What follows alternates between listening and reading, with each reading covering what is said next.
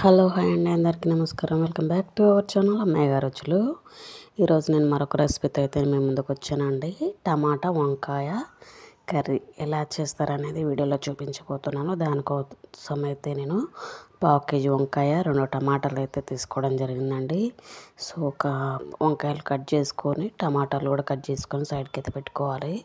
So దానికోసం నేనైతే పోపు చేశానండి. ఒక కడాయి తీసుకొని ఆయిల్ తీసుకొని పోపు గింజలు వేసుకోవాలి. సో ఆ పోపు గింజలు వేడాక మాగిన తర్వాత మనం కట్ చేసి పెట్టుకున్నటువంటి వంకాయలు కూడా ఇందులో తీసేసుకోవాలి. వేసుకున్న తర్వాత వంకాయలు కాస్త మాగిన తర్వాత టమాటా ముక్కలు కూడా తీసుకోవాలి. సో టమాటా ముక్కలు కూడా వేసుకొని కాస్త అలా ఉడకనివ్వాలి. సో ఇవి రెండు ఉడికేంత వరకు కూడా మనం వెయిట్ చేయాలి. అల్లం వెల్లుల్లి అయితే నేను రోట్లో దంచి వేసానండి. సో నేను నెక్స్ట్ అల్లం వెల్లుల్లి అయితే వేసుకున్నాను. సో వేసుకొని కాసేపు అయితే కలుపుకోవాలి. అలా కలుపుకొని ఫ్యూ మినిట్స్ అయితే వెయిట్ చేయాలి. అలా కుక్ అయిన తర్వాత నెక్స్ట్ నేనైతే చిల్లీ పౌడర్ అయితే తీసుకున్నానండి.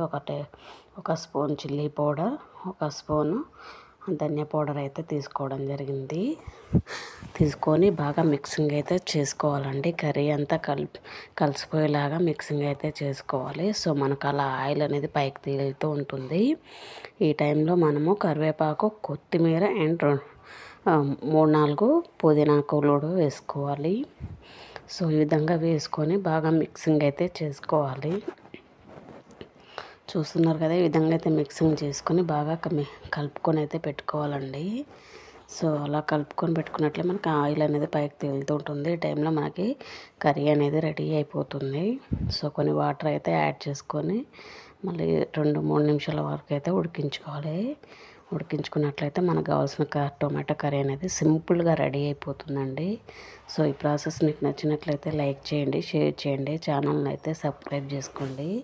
పక్కనే ఉన్నటువంటి బెల్ ఐకాన్ కూడా యాక్టివేషన్ చేసుకోండి. ఎప్పుడైతే నేను వీడియోస్ పంపిస్తానో మీకు నోటిఫికేషన్ అనేది రావడం జరుగుతుంది.